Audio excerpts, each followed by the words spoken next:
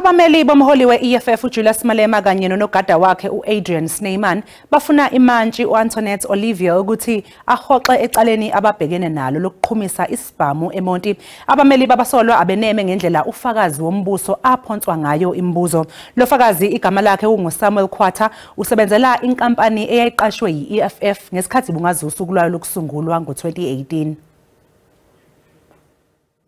Ukhwatha nocele ukuba angavezwa ubuso bakhe ngethuba anikezela ngobungqina ebephendula kwimibuzo kubungqina bemifanekiso eshicilelweyo enkundleni. Umanyi Oliver uye wambuza ngendoda enxibe ihembe kulo mfanekiso. Uphinde wambuza nangento ephethwe yile ndoda.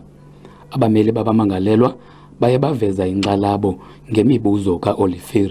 During the evidence in chief of this witness, he specifically stated that because this video had been cut, he is not able to say whether it is a part of the main video.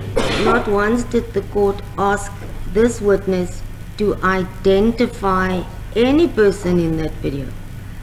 The state, neither did the defense, stop to ask questions regarding the video and what it actually depicts. And that is what I wanted to know. Umbutho we-EFF ucaphukile. Sibona ukuthi siyavumelana ne-defense ukuthi bani umantshi ohleli kule matter akazirecuse uzivezile namhlanje ukuthi ikhona indlela ukuthi afuna le case ihambe ngayo. Isicelo sokuba uOliver azikhwebule kweli tyala siza kumamelwa ngoLwesine. Ndinguluba balodada kwindaba ze-SABC eMonti.